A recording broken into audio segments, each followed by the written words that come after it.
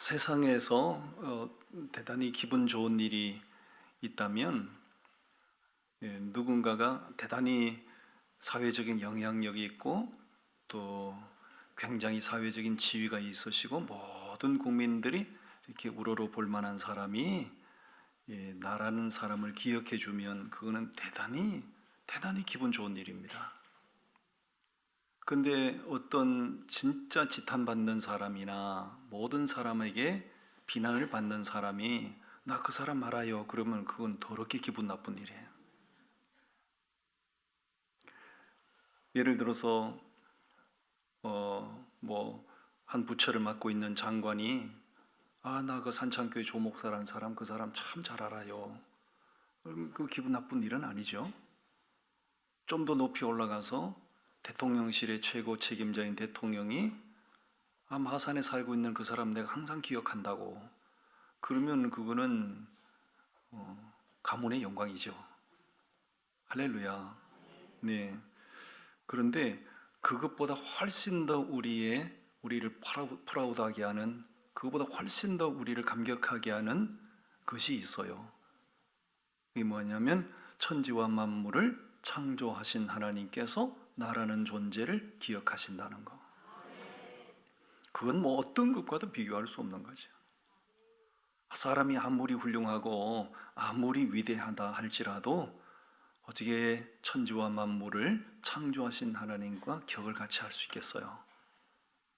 근데 오늘 본문 말씀에 보면 하나님께서 노아를 그렇게 기억하신다고 그래요. 1절에 보면 분명히 그렇게 기록되어 있거든요. 1절 말씀 우리 다 같이 한번 읽어볼까요? 시작. 하나님이 노아와 그와 함께 방주에 있는 모든 들짐승과 가축을 기억하사. 뭐 하사? 기억하신다고 그러잖아요. 기억하신다. 이 구약 성경을 하나님이 우리 인간에게 주실 때 그 원문을 히브리어로 주셨거든요. 신약 성경은 원문을 헬라어로 주셨고 구약 성경은 히브리어로 주셨어요. 여기서 기억하사라는 단어를 그 히브리 원문에 보면 자카르라는 단어를 쓰면 자카르라는 단어를 그의 여러 가지 깊이 원문적으로 보면 항상 기억한다 그런 뜻이고, 그 다음에 머리로만 기억하는 게 아니라 가슴 속 깊이 기억한다 그런 의미가 있어요. 저는 오래전에 이 말씀을 새벽 큐티를 하다가 이 말씀을 깊이 묵상을 해봤죠. 도대체 하나님께서 그 노아란 인생을 그렇게 항상 기억해 주신 이유가 뭘까? 하나님께서 당신의 가슴 속 깊이 노아라는 인생을 그렇게 자카르해 주신 이유가 뭘까? 이 본문을 쭉 묵상하다 보니까요, 그래서 그랬군요. 이래서 그랬군요. 이유가 다 정리가 되더라고요. 그래서 오늘 이 말씀, 헌신 예배에 이 말씀을 전하면서 저도 하나님의 자카르의 대상이 돼야 되고, 여러분 모두도 하나님이 기억해 주시는 사람이 되면 그 사람은 소위 말해서 대박 인생이 되는 겁니다. 아멘. 그러면 하나님이 노아의 인생을 그렇게 기억해 주신 이유가 뭘까? 1절 말씀에 그 원인이 있거든요. 비결이 있거든요. 자, 1절 말씀 우리 다 같이 읽어요. 시작. 하나님이 노아와 그와 함께 방주에 있는, 어디 있는? 방주에 있는. 따라합시다. 방주 안에 거하기 때문이다. 하나님이 노아를 기억하신 이유는 노아의 무슨 세상 스펙이 화려해서도 아니고요, 그 가문이 무슨 화려해서도 아니고요, 노아 외모가 어떻게 생겼는지 모르지만 노아가 무슨 외형이 그렇게 출중해서도 아닙니다. 창조주 하나님께서 노아를 기억해 주신 이유는 한 가지거든요. 그가 어디 있었다는 거죠? 방주 안에 있었기 때문이라는 거예요. 대단히 중요한 거예요. 노아 시대 정확한 인구 통계는 우리가 모르거든요. 전 세계적으로 그 당시에 얼마나 많은 인구가 살았는지 몰라요. 그러나 분명한 것은 노아 혼자만 살았던 건 아니잖아요. 그렇죠? 노아는 그 당시 결혼했고 자녀 3명의 아들을 두고 있었는데 노아의 그 가족들 외에 더 많은 사람들이 그 당시 세상을 살았잖아요.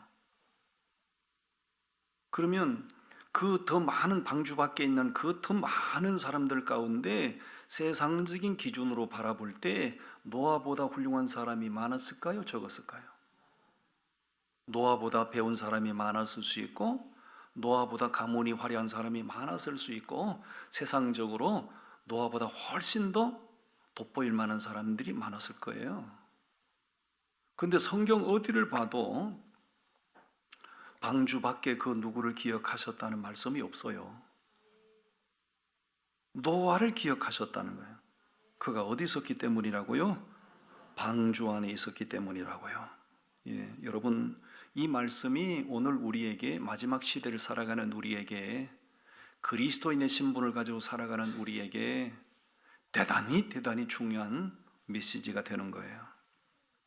아무리 실력 있고 수준 있는 사람이었을지라도 방주 밖에 있는 그 다수의 수많은 사람들은 기억의 대상이 아니고 하나님의 긍휼의 대상이 아니고 전부 다 무슨 대상이었어요?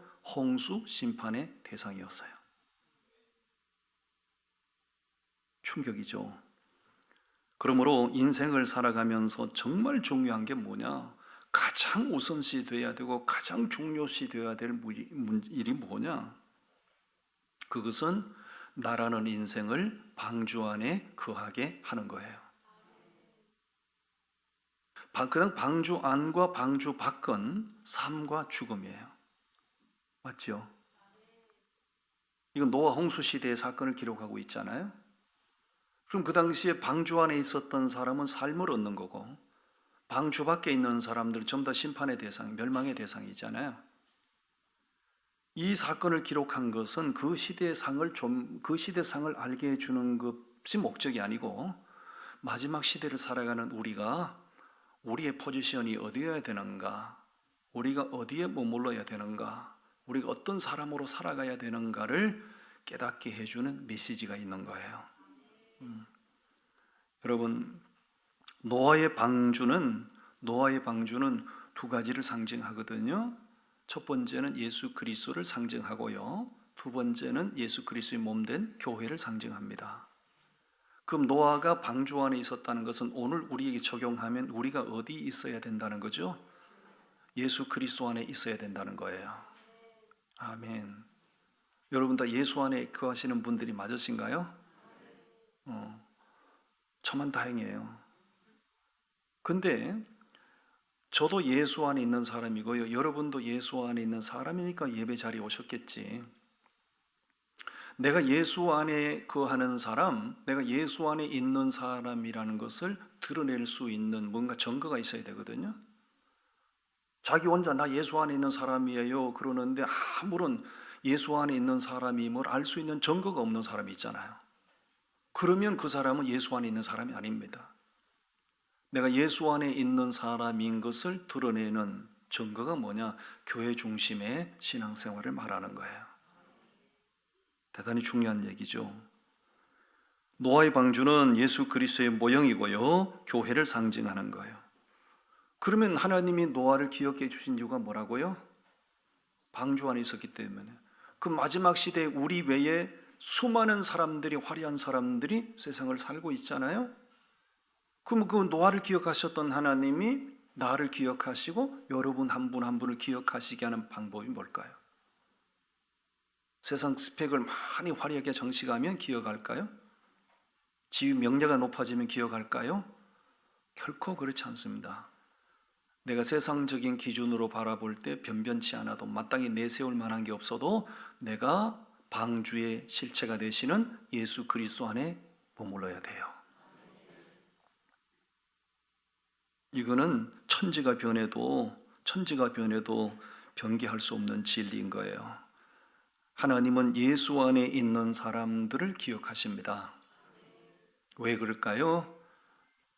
예수님은 하나님의 독생자이시고 그 당신의 독생자를 십자가에 못 박아 죽이시면서 우리를 구원하셨거든요. 그러면 내가 그 예수 그리스도 안에 있을 때 하나님은 내가 바로 하나님의 기억의 대상이 되는 거예요. 제가 이 말씀을 묵상하다가 얼마나 큰 은혜를 받았는지 몰라요. 세상 사람들은 늘 시선이 향하는 곳이 여러 가지일 수 있어요. 마음이 향하는 곳이 여러 분야일 수 있어요. 하나님의 마음과 하나님의 시선은 하나님의 마음과 하나님의 시선이 향하는 곳이 있거든요. 열왕기상 9장을 한번 찾아보실래요? 열왕기상 9장 말씀. 열왕기상 9장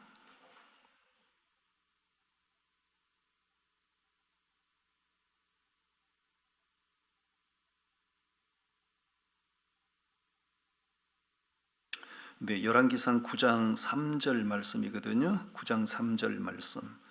우리 다 함께 읽어봅니다. 시작. 여호와께서 그에게 이르시되 네 기도와 네가 내 앞에서 간구한 바를 내가 들었은즉 나는 네가 건축한 이 성전을 거룩하게 구별하여 내 이름을 영원히 그곳에 두며 내 눈길과 내 마음이 항상 거기에 있으리니. 하나님의 눈길과 하나님의 마음이 항상 어디 있겠다고요? 성전에 있겠다고요. 솔로몬이 건축한 그 성전은 예수 그리스도의 모형이거든요. 내 마음과 내 눈길이 항상 거기에 있겠다고. 그러니까 하나님의 시선이 향하는 곳에 서 있으면 하나님의 주목받는 사람 되는 거예요. 내가 하나님의 시선이 향하는 곳에 있지도 않으면서 하나님이 나를 기억해 주시는 바라는 것은 그것은 넌센스 같은 거, 넌센스. 요즘 마지막 시대를 살면서 정말 우리의 마음을 슬프게 하고 하나님의 마음을 안타깝게 하는 현상들이 심각하게 드러나고 있거든요. 그게 뭐냐면 탈이탈, 교인들의 탈이탈 현상이 너무너무 심해지고 있어요. 가나안 교인이란 말 많이 들어보셨죠? 예수님을 믿기는 믿는데 교회 공동체에 적응을 하지 못하고 교회 공동체를 마음대로 막 이탈하는 사람들. 이거는 대단히 기형적인 신앙이고요. 절대 건강한 신앙이 아니에요. 존 칼빈이 이런 말을 했거든요. 한번 따라 하실래요? 하나님을 아버지로 섬기는 사람은 교회를 어머니로 여겨야 한다. 여러분, 우리가 이렇게 태어나서 온전한 하나 인격자로 성숙하고 성장하기까지는 아버지의 역할도 있었지만 누구 역할이 있었어요? 어머니의 돌봄이 필요했죠. 아버지의 역할, 어머니 역할이 충분할 때 온전한 인격적인 성숙한 사람으로, 온전한 사람으로 성숙할 수 있는 거예요. 그러므로 조직교회를 거부하고 교회 공동체를 이탈하고 그러면서도 자기가 마치 예수 안에 있는 사람인 것처럼 그렇게 자기중심적인 신앙생활하는 사람들, 대단히 기형적인 신앙이죠. 하나님이 그 사람들을 기억하실까요? 저는 그렇지 않아요. 절대로 우리는 교회 중심의 신앙생활을 힘써야 돼요. 왜? 하나님이 방주 안에 있는 노아를 기억하신 것처럼 내가 예수 안에 있는 사람이 돼야 하나님이 나를 기억하시는 거예요. 자, 요한계시록 11장을 한번 펴보실래요? 요한계시록 11장.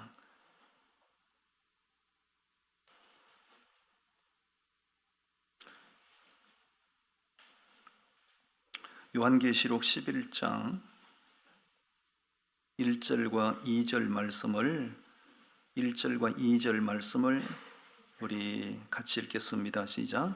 또 내게 지팡이 같은 갈대를 주며 말하기를 일어나서 하나님의 성전과 제단과 그 안에서 경배하는 자들을 청량하되 성전 바깥 마당은 청량하지 말고 그냥 두라. 이것은 이방인에게 주었은즉 그들이 거룩한 성을 42달 동안 짓밟으리라. 아멘. 사도 요한에게 하나님께서 어느 날 지팡이 같은 갈대를 주면서 청량해라. 청량의 대상이 어디라고 그러죠? 1절에서 성전과 제단과 그 앞에서 경배하는 사람들. 그 사람들은 청량하라는, 여기서 청량하라는 말씀은 생명 얻을 자, 구원 받을 자라는 뜻이에요. 근데 2절 말씀에 보니까 어디는 청량하지 말라고 그러죠? 성전 바깥 마당은 청량하지 말고 그냥 두라고 그랬는데요. 우리 지금 개역 개정판 성경 나오기 전에 한글 개역판에 보시면 여기는 그냥 두라고 돼 있는데요. 그냥 버려두라고 그랬어요. 그냥 버려두라. 어디 있는 사람은 그냥 버려두라고요? 성전 밖에 있는 사람들, 자기 철학을 쫓아 살아가는 사람들, 예수 그리스도를 거부한 채로 살아가는 사람들, 이런 사람들은 그냥 버려두라. 버려두라. 그러니까 청량한다는 얘기는 생명 얻을 자, 구원받을 자를 말하는 것이고, 버려두라는 얘기는 멸망받을 자, 심판의 대상, 그런 뜻입니다. 그럼 얼마나 우리가 교회 중심의 신앙생활을 힘쓰고 하나님 앞에 예배하는 예배자로 살아간다는 것이, 이것은 낮에도 오전에도 얘기했지만은 이건 단순한 취미 차원이 아니에요. 특히나 지금 요한계시록은 종말론이잖아요. 마지막 때 있어질 사건을 말하는 거잖아요. 지금 우리는 마지막 시대를 살고 있거든요. 지금이 마지막 시대라는 것은 우리 예수 믿는 사람들만 그렇게 예측하는 게 아닙니다. 세상의 모든 일반인들도 지금은 마지막 시대라고 차트면서 공인을 해요. 마지막 시대를 살아가는 우리들의 위치, 우리들의 자세, 우리들의 도리, 그게 뭐예요? 성전 안에 제단 앞에 경배자로 살아라. 아멘. 하나님께서 노아란 사람을 기억해 주신 까닭이 바로 그거라는, 방주 안에. 그러므로 우리는 철저하게 예수 그리스도 안에 있어야 돼요. 뭐 예수 안에 있다 보면 늘 웃을 일만 있지 않아요. 예수 안에 있다 보면 부딪힘도 있고요, 뭐 원치 않는 스트레스 받을 일도 있고요, 때로는 얼굴 붉힐 만한 일들이 많이 있어요. 그거는 당연한 현상이에요. 왜냐하면 예수 안에 있는 사람들이 다 천사가 아니잖아요. 좌우에 한번 둘러봐요. 천사가 앉았는가? 아무리 봐도 천사는 아닌 것 같지요? 한성질하게 생긴 사람도 있잖아요. 성질나면 막 그냥 칠날래 팔날래 그냥 주먹 나간다 발 나간다 막 할 사람도 있다고요. 그러니까 이런 사람들이 모인 공동체 교회에서 왜 상처받을 일이 없겠냐고요. 교회 가면 천사만 있을 거야. 꿈 깨세요. 나는 교회 가서 은혜만 받을래요. 꿈 깨세요. 교회 가서 은혜만 받으면 무슨 일이 있겠어요? 교회 가서 은혜 받기를 바라지만 원치 않는 스트레스 받고 상처받을 일도 있는 거예요. 그렇다고 해서 내가 제단 앞을 벗어나요? 교회 울타리를 벗어나요? 예수를 떠나요? 있을 수 없는 일이죠. 우리는 방주 안에 있는 사람, 노아처럼 살아야 됩니다. 아멘. 그래서 그를 기억하셨다는 거예요. 두 번째, 하나님이 노아를 기억하신 이유가 뭘까? 13절부터 19절까지 말씀을 묵상하다가 그래서 그랬군요. 먼저 따라 하십시다. 말씀대로 순종하는 사람. 여러분, 노아가 바보 덩신이 아니에요. 근데 노아가 하나님의 말씀대로 순종해요. 자, 13절로 가서 우리 같이 보겠습니다. 13절부터 시작. 601년 첫째 달 곧 그 달 초하룻 날에 땅 위에서 물이 그친지라. 노아가 방주 뚜껑을 제치고 번져 지면에서 물이 그쳤더니, 자, 저를 보세요. 이제 노아가 방주 안에 들어가 가지고 있는 동안에 세상은 전부 다 생명이 있는 건 다 멸망받았거든요. 노아가 방주 뚜껑을 열고 이 세상을 딱 보니까요, 물이 다 그친 거예요. 묻이 드러난 거예요. 그러면 나 같으면, 여러분 같으면 어떤 행동을 취하겠어요? 네? 야, 나가자. 그동안 미쳐 죽을 뻔했다. 야, 빨리 나가자. 지긋지긋한 방주. 여러분, 노아가 방주 안에 머물렀던 기간이 202일입니다. 1년이 365일 아닙니까? 202일 동안 노아가 가족을 데리고 들어가서 방주 안에 있었거든요. 그 방주 안에는 노아의 가족만 들어갔습니까? 생명 있는 짐승도 가축도 들어갔습니까? 들어갔죠? 그 노아의 방주 안에 수세식 화장실이 있었을까 없었을까? 노아의 방주 안에 환풍기가 있었을까 없었을까? 최상의 환경이었겠어요? 최악의 환경이었을까요? 최악의 환경이죠. 최악의 환경이지만 거기 202일 동안 인내심의 한계를 느끼면서 버티고 견디고 악으로 깡으로 견딘 이유가 뭐예요? 벗어나면 죽으니까요. 생명 얻기 위해서 그거 버틴 거예요.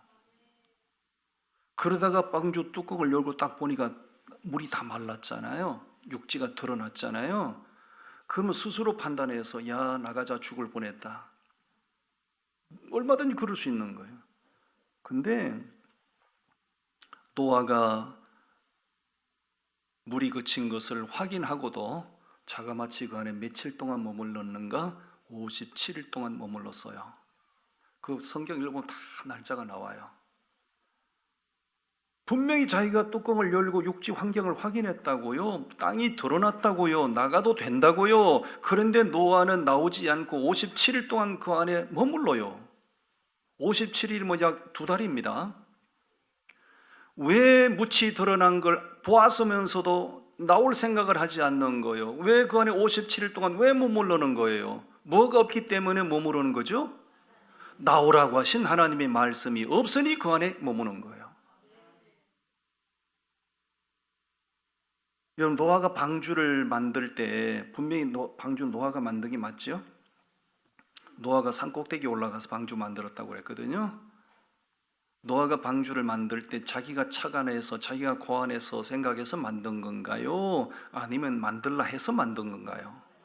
그렇습니다. 하나님이 방주를 만들라고 하니까 만드는 거예요. 어디 올라가서 만들었다고요? 산 위에 올라가서 만들었다고. 그럼 그 당시 일반 사람들의 시각으로 볼 때 노아가 지금 이해가 되는 일을 하는 거예요? 납득할 수 없는 일을 하는 거예요? 전혀 납득할 수 없는 일을 하는 거예요. 그 노아가 그걸 왜 하는 거예요? 산꼭대기에 올라서 방주를 왜 만드는 거예요? 하나님이 하라고 하시니까 만드는 거예요. 말씀대로 순종이죠. 노아가 방주 다 만들었잖아요. 자기가 판단해서 야 다 만들었으니까 들어가자 얘들아. 자기가 판단해서 들어갔나요? 하나님이 들어가라 하실 때 들어갔나요? 그렇습니다. 자기가 판단해서 들어간 거 아닙니다. 하나님이 방주 안에 가족을 데리고 들어가라 하실 때 들어간 거예요. 나올 때는 자기가 스스로 판단해서 나왔나요? 하나님이 말씀하실 때 나왔나요? 말씀하실 때 나온 거예요. 그러면 노아가 아무런 개념이 없고 자기 판단력이 없는 사람이라서 그랬는가? 그거 아니죠. 노아는 자기 나름대로 개념이 있고 자기 나름대로 판단력이 분명히 있는 사람이에요. 그런데 자기 생각을 판단력을 앞세우고 자기 판단력대로 행동하는 사람이 아니라 노아가 행동하는 기준은 뭐였죠? 하나님의 말씀. 아멘. 그래서 하나님이 노아를 기억해 주셨다는 거예요. 자, 이런 말씀들을 묵상할 때 막 가슴에 막 깨달음이 오니까 막 엄청난 감동이 일어나는 거예요. 노아의 그런 행동, 그런 모습이 마지막 시대를 살아가는, 마지막 시대 특별히 그리스도인으로 살아가는 우리에게 엄청난 도전을 주는 거죠. 하나님께서 가장 좋아하시는 것이 말씀대로 순종하는 거거든요. 자기 감정, 자기 판단, 자기 개념, 자기 정서 이런 것들을 절대 앞세우면 그런 걸 앞세우고 가면 인본주의 신앙 되는 거예요. 자기 중심적인 신앙이 되는 거예요. 우리는 자기 생각이 있어도 하나님의 말씀이 우선. 세상에 놀라운 세상의 어떤 그 흐름이 엄청나도 그런 것에 우리가 그런 것을 세상의 흐름을 우리가 기준으로 삼을 수는 없고요. 하나님의 말씀이 기준돼야 돼요. 오늘날 오늘날 예수 믿는 사람들, 오늘날 수많은 교회들을 보면 위험 조짐들이 너무너무 많이 보이고 있죠. 저러면 안 되는데 싶은 것들이 너무너무 많이 보이고 있죠. 하나님께서 가장 좋아하시는 것, 그것은 바로 말씀대로 순종하는 사람입니다. 말씀대로 순종하는 것은 자기 정서 가지고는 안 돼요. 철저히 하나님을 신뢰하는 믿음이 있을 때 가능한 거예요. 아멘. 존 트랩이란 사람이 한 유명한 말이 있거든요. 현명한 아내는 순종함으로 남편을 지배한다 그래서요. 아내가 남편을 움직이려고 막 계속 새벽에도 바가지 긁고 밤에도 바가지 긁고 자고 나서 또 바가지 긁고 계속 잔소리 해보세요. 남편이 움직이나 안 움직이나. 계속 시도 때도 없이 계속 남편 긁어대면 남편이 움직일까요? 안 움직일까요? 안 움직입니다. 남편들이 다 알잖아요. 근데 남편이 무슨 말을 할 때 아내가 순종을 잘하면, 남편 말하는 대로 따라 움직이면 남편들은 저절로 자동으로 움직여. 맞아요, 안 맞아요? 여러분, 하나님은 우리의 창조자고 우리는 하나님의 피조물입니다. 피조물이 아무리 위대하고 아무리 잘나도 어떻게 창조주 움직여요? 맞잖아요? 피조물이 어떻게 하나님을 움직이냐고요. 자, 여기 제 스마트폰이 있어요. 이 폰이 나를 움직일 수 있나요? 이거는 내가 두는 대로 있는 거예요. 이쪽에 두면 이쪽에 있고 이쪽에 두면 이쪽에 있는 거예요. 이거는 물건이기 때문에, 사람이 만든 물건이기 때문에 이 스마트폰이 얼마나 똑똑합니까? 오늘 비가 오는 여러분 정확하게 알려주지. 정치, 사회, 경제, 문화 모든 걸 다 알려줘요. 얼마나 이게 위대한 작품입니까? 그래도 이거는 나를 못 움직여요. 왜? 사람이 만든 물건이니까. 근데 나는 이걸 마음대로 움직이는 거예요. 나는 던져버리고 싶으면 던져버리고, 이쪽에 놓고 싶으면 이쪽에 놓고. 마찬가지로 우리는 피조물인데 피조물이 어떻게 창조자 하나님 어떻게 움직여요? 근데 우리가 하나님을 내 편으로 만들고 하나님을 움직이는 방법이 있거든요. 그건 뭐냐면 말씀을 기준으로 삼고 말씀대로 순종하면 하나님이 움직이십니다. 이건 틀림없는 사실이에요. 절대적으로 예수 믿는 사람들은 생각을 단순화시켜야 돼요. 자기 안에 자기 생각이 너무 많은 사람은 순종을 잘 못해요. 소위 말하면 잔머리 박사들 있잖아요. 잔머리 박사라고 알아요? 1분에 머리가 24바퀴 돌아가는 사람들. 무슨 말을 하면 저것이 내게 유불리를 따지고 계산적으로 잔머리 굴린 사람들이 있거든요. 이런 사람들은 순종을 못해요. 생각을 단순화시키는 단순한 믿음을 가진 사람이 하나님의 말씀대로 순종하는 겁니다. 제가 양파 도둑 얘기했어요, 안 했어요? 양파 도둑.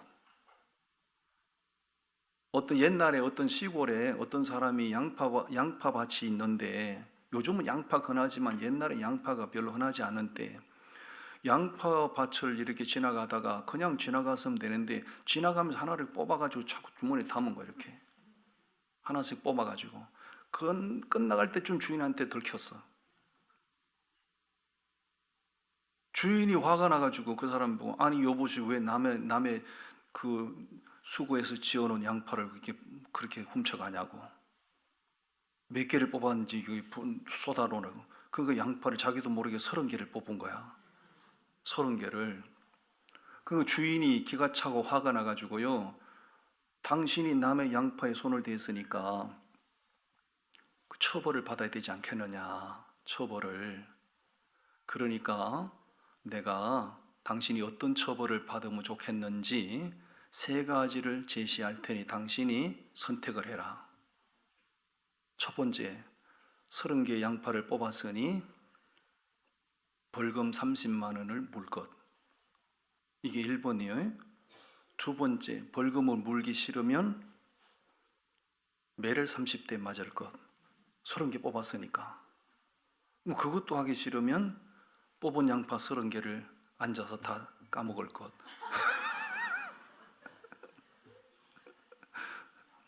그렇게 이 사람이 순간 잔머리를 굴리는 겁니다. 어떻게 30만 원을 물어줘? 어떻게 30대 매를 맞아요? 그래서 먹고 죽은 귀신이 때깔 또 좋다. 그래서 3번 하겠다고 그래서 3번. 3번이 뭐라고요? 그 앉아가지고 자기가 훔친 양파 30개 까먹는 거야. 양파를 이제 하나씩 까서 먹기 시작하는데 양파가 독이 바짝 오른 때라. 한 10개 먹고 15개까지 먹으니까요. 아직도 절반이 남았잖아요. 이걸 마지막으로 다 30개를 다 까먹으면 그 적사할 것 같더라네. 그 15개 까먹고 난 도저히 못하겠다고. 도저히 못하겠다고. 그럼 1번, 2번 남았는데 그럼 몇 번 하려고? 2번 하겠다고 그랬어. 2번. 매를 30대 맞는 거거든. 2번 하겠다. 아 그래요? 그럼 엎드리시오. 엎드려 놓고 매를 때리는데 살살 때리는 게 아니라 뒤지게 때리는 거예요. 처음에 몇 대 맞을 때는 그냥 막 억지로 이를 악물고 참았는데 한 15대 맞고 나니까 아주 절반 남았잖아. 마지막 15대를 다 맞으면 척살 것 같더래. 나 도저히 못하겠다고. 그럼 몇 번 남았어요? 1번 남았어. 1번이 뭐예요? 30만 원 벌금. 그 30만 원 벌금 다 물었다는 거 아니에요? 잔머리 굴리다가 독이 오른 양파 먹을 만큼 다 처먹고, 잔머리 굴리다가 죽지 않을 만큼 매를 맞고, 잔머리 굴리다가 벌금 물 거 다 물고. 그러니까 예수 믿는 사람들은 잔머리 박사가 되면 안 됩니다. 절대 계산적으로 신앙생활하면 안 돼요. 생각을 단순화시키고 내 생각이 있고 자기 정서가 있어도 절대 그것을 앞세우지 말고 하나님의 말씀이 절대 기준이 돼야 돼요. 노아를 기억해 주신 이유가 말씀대로 순종하는 사람이에요. 그 노아의 별명이 뭔지 아세요? 노아의 별명 잘 모르세요? 전 세계적으로 다 알려진 건데 노아의 별명이 노준행이에요. 노준행. 말씀대로 준행하였더라. 말씀대로 준행하였더라. 누가 지어줬냐? 내가 지어줬어요. 노아의 별명이 노준행이요. 그리고 우리 성도님들도 김준행, 조준행, 박준행 다 준행이 돼야 돼. 말씀대로 준행해서 손해볼 거 하나도 없죠? 말씀대로 순종 안 해서 문제지 말씀대로 순종해서 손해볼 거 하나도 없죠? 여러분, 우리도 말씀대로 순종하면 하나님이 우리를 기억하실 거예요. 마지막 또 한 가지는 8장 마지막 절에서 보는 거예요. 20절부터 22절까지 말씀인데 따라합니다. 믿음으로 예배하는 사람. 하나님이 노아를 그렇게 기억하신 이유가 뭐냐? 믿음으로 예배한 사람이었기 때문이에요. 자, 20절부터 8장 20절부터 같이 읽겠습니다. 시작. 노아가 여호와께 제단을 쌓고 모든 정결한 짐승과 모든 정결한 새 중에서 제물을 취하여 번제로 제단에 드렸더니 뭘 드렸다고요? 번제를 드렸더니 하나님께서 57일 동안 그 안에 기다리고 있을 때 하나님 말씀하셨거든요. 이제 방주에서 나오라고. 그때 노아가 이제 방주 뚜껑을 열고 가족을 데리고 다 나요. 밖으로 나와요. 그 안에 함께 있던 방주 안에 들어갔던 짐승들을 다 데리고 다 나와요. 방주에서 나왔다는 얘기는 생명 얻었다 그 얘기입니다. 방주 밖에 있는 건 전부 다 멸망이었고 심판이었거든요. 생명 얻었단 말이에요. 방주를 통해서. 방주에서 나온 노아가 제일 먼저 가장 우선순위로 한 게 뭘 했다는 거죠? 제단사 하나님 앞에 번제드린 거예요. 여러분, 우리는 예수로 말미암아 생명 얻은 사람들이에요. 예수로 말미암아 우리는 구원받은 사람들이에요. 그러면 예수로 인하여 생명 얻고 구원받은 사람들 삶의 가장 우선순위는 무엇이어야 되나요? 예배입니다. 예배. 예배가 은혜가 되냐 안 되냐, 예배에 기름 부심이 있냐 없냐, 그거는 둘째 문제고요. 예수로 말미암아 생명 얻은 사람의 가장 기본 도리, 가장 우선시 되어야 될 것은 하나님을 예배하는 겁니다. 여호와께 제단을 쌓았다고 그러잖아요. 노아가 쌓은 제단의 특징이 있거든요. 두 가지 특징이 있어요. 첫 번째 특징이 뭐냐? 방주에서 나온 다음에 가장 우선순위로 제단 쌓았다. 어떤 일보다도 가장 우선순위로 제단을 쌓았다. 두 번째는 최고의 정성으로 제단을 쌓았다. 제단을 쌓고 거기에 바쳐드린 번제물이 어떤 거예요? 아무거나 갖다 바쳤습니까? 어떻습니까? 모든 정결한 짐승을 선택하여 하나님께 번제드렸어요. 그랬을 때 하나님은 그 번제를 어떻게 하셨죠? 21절 읽어요. 21절 시작. 여호와께서 그 향기를 받으시고 그 중심에 이르시되 그가 다시는 사람으로 말미암아 땅을 저주하지 아니하리니 사람의 마음이 계획하는 바가 어려서부터 악함이라. 내가 전에 행한 것 같이 모든 생물을 다시 멸하지 아니하리니. 여호와께서 그 향기를 어떻게 하셨다고요? 받으셨다는 거예요. 향기를 받으셨다는 얘기는 하나님의 노아의 번제를 받으셨다고 얘기입니다. 왜? 믿음으로 제단을 쌓았고 최고의 정성으로 제단을 쌓았잖아요.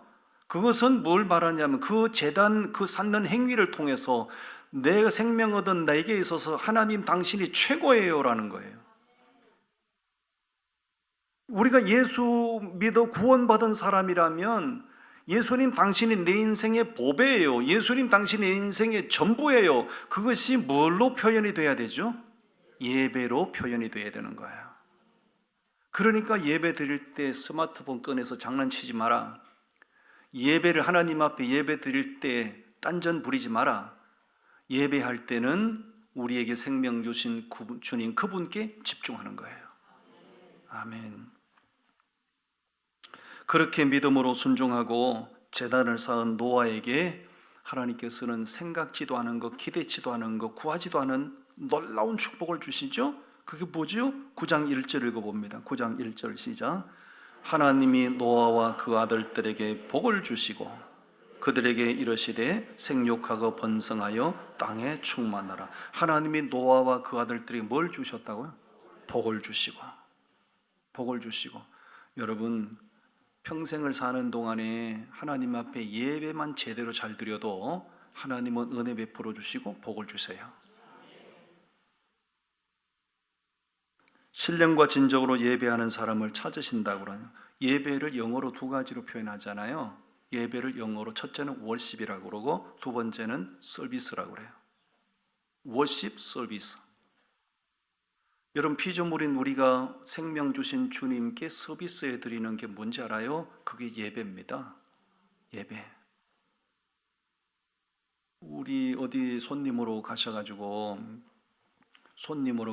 때 종업원들의 서비스가 대단히 불량한 데도 있고요.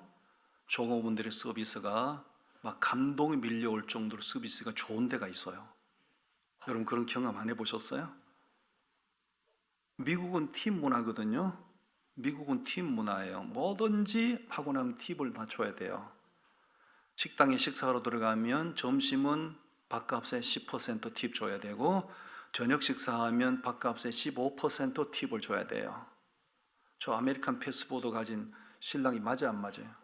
내 말이 맞죠? 저분이 미국 시민권자거든요.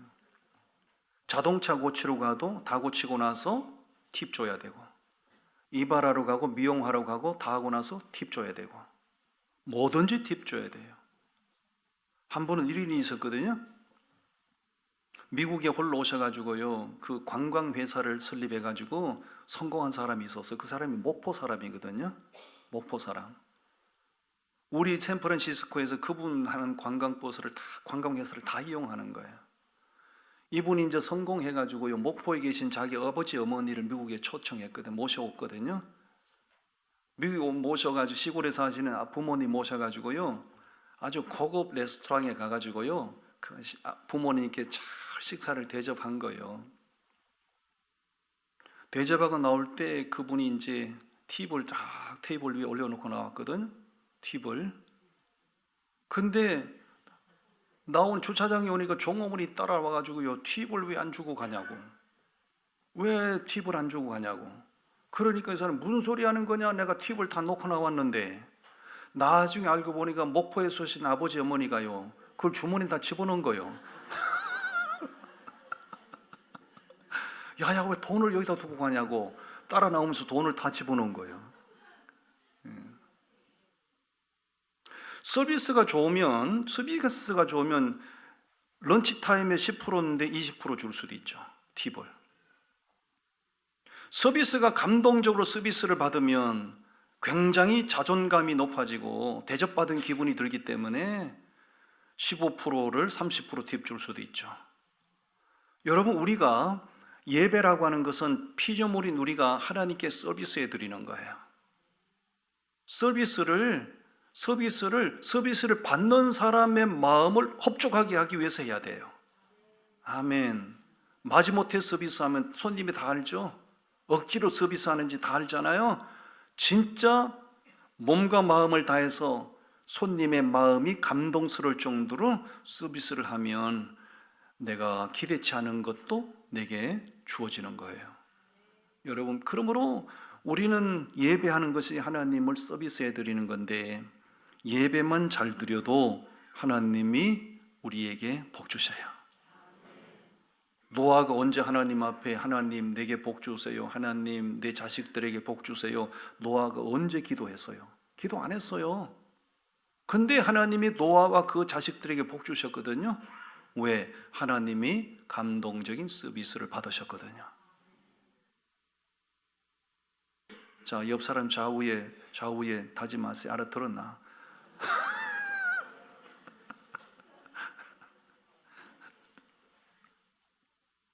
우리 예배 잘 드려야 돼요. 예배 잘 드려요. 예배할 때 믿음으로 드리시고 정성으로 드리시고. 예. 여기까지 말씀 전하고, 오늘 헌신 예배인데 우리 5, 6 남전도 헌신 예배인데 우리 5, 6 남전도 회원들이 오늘 말씀 잘 새겨 들으시고 그렇게 믿음으로 실천하셔서 복 받으시기 바랍니다. 기도합니다.